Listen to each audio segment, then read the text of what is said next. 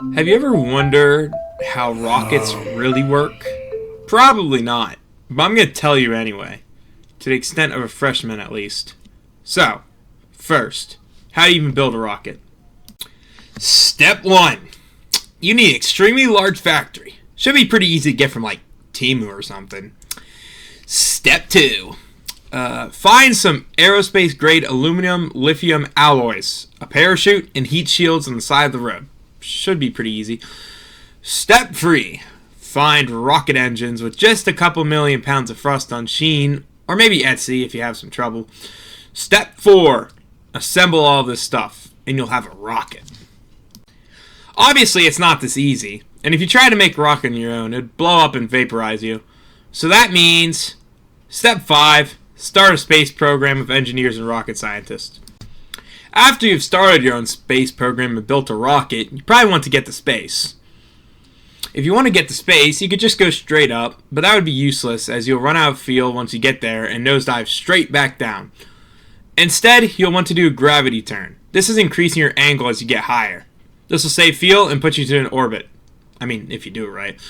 Once you are in orbit, you have a couple options of what you can do. You can, of course, float endlessly in Earth's orbit until you run out of supplies and die. You can land back on Earth using orbit as a tool, or you can use orbit as a tool to land on the moon or other planets. Look at the bigger 19 picture. years of flight of the sun? Nah, I'm gonna invent something that's gonna make it 9 minutes. Let's say you want to land back on Earth. You'll need to fire engines retrograde, which will lower your periapsis into the Earth's atmosphere. In simple terms, this means you'll need to turn your rocket the opposite way it is traveling, and fire engines for a certain amount of time, which will change where the lowest point of orbit is on Earth. Well, what if I want to go to the moon? First, you'll need to calculate a translunar injection to do this. You'll need to fire engines prograde at the correct point until your apogee is approximately 384,000 kilometers to intersect with the moon's path. After making it to the orbit and you start approaching the moon, fire engines retrograde to slow down and allow the moon's gravity to catch you into its lunar orbit. Keep making small retrograde burns until you lower your elliptical orbit into a circular orbit close to the surface. To land, you'll need to turn vertically and fire engines to slow down until you reach the surface. Simple, right? To simplify this, basically you want to fire engines the way you are traveling in orbit, which if calculated right will extend your orbit to the moon's path. After making it to the moon's orbit, you want to turn your rocket the way you aren't traveling and fire engines to slow yourself down and get caught by moon's orbit.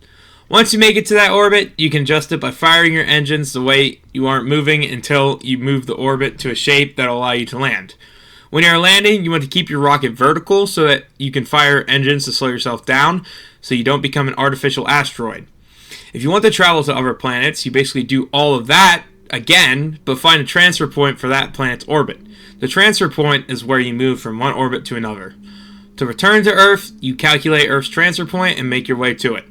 If you fail any of the steps, you'll probably die and get sent flying into deep space, or both, so drive safely. And what did two countries do with that knowledge?